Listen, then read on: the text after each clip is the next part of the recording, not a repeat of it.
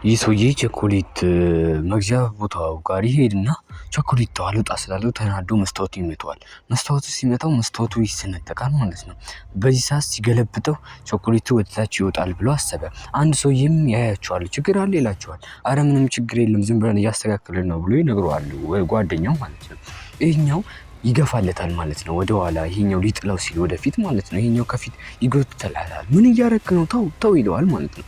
ድንገትም ስፕሪንጉ ወጥቶ ቸኮሌቱን ይጥልላቸዋል ማለት ነው። አየህ እንደዚህ ሲሆን ይሰራል ይለዋል ማለት ነው ልጁ።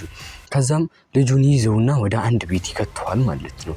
እዛ ቤትም ካስገባው በኋላ ልጁን ቸኮሌቱን ይሰጠዋል። ልክ በሚያስገባበት ሰዓት አንድ ወረቀት ግን ተንቀሳቅሳ ነበር በሩን ሲዘጋበት። እዚሁ እንዲቆይ ይነግረዋል። ልጁ በሽተኛ ነው። የአለርጂክ ስላለበት ቸኮሌት መብላት አይፈቀድለትም ማለት ነው። እናም ልጁ እዚሁ ጠብቀኝ ስላለው እዚሁ መጠበቁን ጀመረ። ግን እንትኑ ስለወደቀ የሆነ ኮምፒውተር ኦን ያደርግለታል። የሆነ ነገር ይከፍታል ማለት ነው። ይሄኛው ሌላ ነገር እየፈለገለት እያለ እንደ ድንገት ዊልቸር ያህል ከአሮጊቷ ጎን ማለት ነው። ለዚህ የሆነ ነገር መስራት አለብኝ ብሎ ያስባል ማለት ነው። ይሄኛው ሰውዬ ከህመሙ ለማሻል ነው እሱ ሀሳቡ። ጓደኛውን ከዚህ ህመም ለማሻል ቸኮሌት ሲበላ አለርጂኩ እንዳይነሳበት ለማድረግ እና ይሄ ልጅ ወደ ኋላ ዞር በሚልበት ሰዓት አንድ የእንትን ክፍል ይበራል ማለት ነው። አልትራሳውንድ የሚነሳበት ቦታ ሰው ሲገባ አልትራሳውንድ የሚነሳበት ቦታ ያ ክፍል ኦን ይሆናል ማለት ነው። ልጁ ያን ነገር ይመለከታል። ይፈራል። ልቡን በጣም ይደነግጣል ማለት ነው። ዝም ብሎ መመልከት ይጀምራል። በዛ ሰዓት እህቱና እናቱ እና ቤተሰቦቻቸው ሌላ ጓደኞቻቸው እነሱን እየፈለጉ ይገኛሉ። ምክንያቱም ከዚህ በፊት አሮጊቷ አንድ ሰው እንደሚሞት ጽፋ ነበር አያታቸው ማለት ነው። እና ዊልቸሩን መውሰድ ይቻላል ይላታል። እሷ ዝም ትለዋለች። ያችኛዋ አሮጊቷ ጎን ይመጣና አቅሻለሁ እናቴ እንዴት ነሽ ምናምን ብሎ እንደሚያውቃት ነገር አድርግቶ ይነግራታል ማለት ነው። በዛ ሰዓትም ዊልቸሩን ይዞ ይሄዳል ከስሯ ማለት ነው። እናም ልጁ ያን ነገር መመልከት ይጀምራል እዛው ቤት ውስጥ እንዳለ ማለት ነው። እንደ ድንገት ስልኩ ሲደወልለት መጥቶ ስልኩን ቀምቶት እንዲቀመጥ ይነግረዋል ማለት ነው። ምንድነው ይለዋል። ምንም ነገር አትጠይቀኝ ይለዋል። አትጠይቀኝ ምንም ነገር በቃ ቁጭ ትላለህ።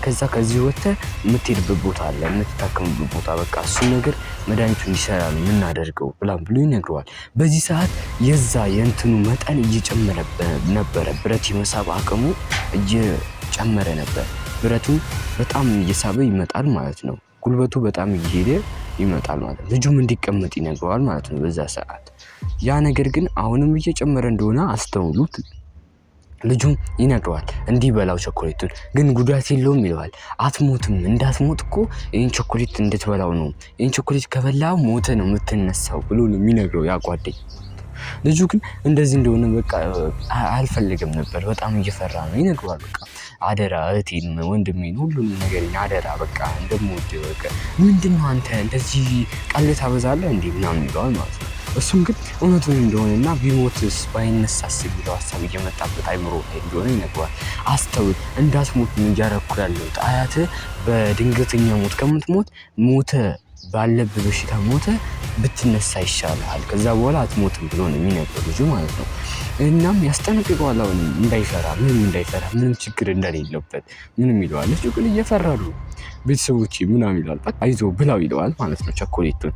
ልጁም እሺ ብሎ ለመብላት ይቀጥላል ማለት ነው። ቸኮሌቱን ይከፍተዋል ማለት ነው።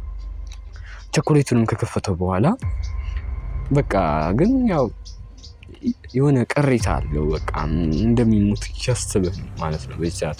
እናም ልጁ ቸኮሌቱን ካወጣ በኋላ ወደ አፉ መክተት ይጀምራል ማለት ነው። ከዛም ሰብሮ መመገብ ይጀምራል ያን ቸኮሌት ማለት ነው። ከዛም በደንብ ያጣጥመዋል። እንዲህ ነው ይለዋል ማለት ነው። ልጁም ብዙ ሰዓት አልፈጀበትም። የሆነ ነገር እየተሰማው እንደሆነ ሰውነቱ ላይ ይነግረዋል ማለት ነው። ግን በቃ ምናምን ይለዋል። በቃ አንተ ዝም ብለህ ብለው ምናምን ይለዋል ማለት ነው። ልጁን ያበለዋል። ዝም ብሎ እንዲበላ ያደርገዋል ማለት ነው። ከዛም ልጁ ጨርሰው እንጂ ይለዋል። በላው እኮ አንዴ ይለዋል። ጨርሰው መጨረስ አለብህ እስከምትታመም ድረስ መብላት አለብህ ይለዋል። ልጁም በዚህ በጣም ይደነግጣል። ግን ያው ለመዳን ስለሆነ ጓደኛው እኔን ለማዳን ነው ብሎ ማሰብ ይጀምራል። ብዙም አልቆየም ያ ነገር ይሰራል። ልጁ መታመም ይጀምራል። ጠንከር በል ይለዋል። ጠንከር በል አትሞትም ይለዋል። እናም መድኃኒት ነበረ የሚያስችለው መድኃኒት ማለት ነው። እሱን ይከለክለዋል። ስጠኝ እያሉ ማለት ነው። እና በእጁ የያዘው ፓወሩን መጨመር ይጀምራል እና ቀይ ያደርግባቸዋል እና የተለያዩ ብረቶችን መሳብ መጎተት ይጀምራል ማለት ነው። ያ ነገር የከፈቱት ነገር ቀደም በኮምፒውተር ኦን ያደረጉት ነገር ማለት ነው። ልጁም መድኃኒቱን እንዲሰጠው ይለምነዋል። እናትየዋ ትለምነዋለች፣ ስልክ ትደውላለች፣ ግን አያነሳም። ነገርየው ማግኘት በጣም መሳብ ይጀምራል፣ ብረት ያላቸው ነገሮች። ልጁ በዚህ ይደነግጣል፣ ምን እየሆነ እንዳለ ግራ ይገባዋል። እንደ ድንገትም ጆሮ ላይ ያለውና አፍንጫው ላይ ያለው ነገር መበጠስ ይጀምራል። ሆዱ ላይም ያለው የተበሳው ነገሮች ሁሉ እየተበጠሱ ወደዛ ነገር መሳብ ይጀምራሉ። ልጁ ያን ነገር መፈለግ እየጀመረ ነው። ያን ነገር መጎተት እየፈለገ ነው። ወይ ጓደኛው አይሆንም ይለዋል እና ሰውነቱ ላይ የተበሳሳቸው ብረቶች ሁሉ እንትን ማለት ይጀምራሉ ማለት ነው። እናም እንደ ድንገት አልትራሳውንድ ክፍል ውስጥ መግባት ይጀምራል ማለት ነው። እሱም መጎተት ይጀምራል። ዊልቸሩ እዛ ላይ ብረቱን ያደርገዋል ማለት ነው። ጓደኛውም እዛ ውስጥ ሆዱ ብጥስ ብሎ ይገባል ማለት ነው። ዊልቸሩ እዛ ውስጥ ይከተዋል ማለት ነው። ብረት ስለሆነ ያ ነገር ብረቱ ኃይለኛ የመሳብ አቅም ስላለው ጓደኛውም እንደ ድንገት ይይዘዋል ማለት ነው ያን መድኃኒቱን። ከዛም ዶክተር ቁጭ ብላ እያለች እያለ ብረት ያላቸው ነገሮች ሁሉ መጎተት ይጀምራሉ ማለት ነው። ወደ አንድ ክላስ ውስጥ መጎተት ይጀምራሉ። ሙሉ ቲቪው ምናምን መንቀሳቀስ ይጀምራል።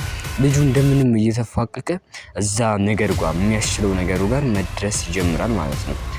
ከእጁ ለመቀማት ከእጁ ወስዶ ያንን መድኃኒት ለመቅመስ ማለት ነው፣ ወይም ለመብላት ይወስደዋል ከእጁ ላይ። ከዛም ብዙም አልቆየም እግሩ ላይ ይወገዋል ማለት ነው። ራሱን እግሩ ላይ ከወጋው በኋላ ትንሽ እየተሻለለት ይመጣል። ዶክተሯ ምን እየሆነ እንዳለ ግራ ይገባታል። ተሽሎት መውጣት ይጀምራል ማለት ነው። ከዛ እንደ ድንገት በሩን ስከፍተው ሁሉም ነገሮች ወደሱ መሳብ ይጀምራሉ። ፊቱ ምናምን አብጧል፣ ምን ብሏል። ከዛም እንደ ድንገት ያ ስፕሪንጉም ተስቦ ልጁ ላይ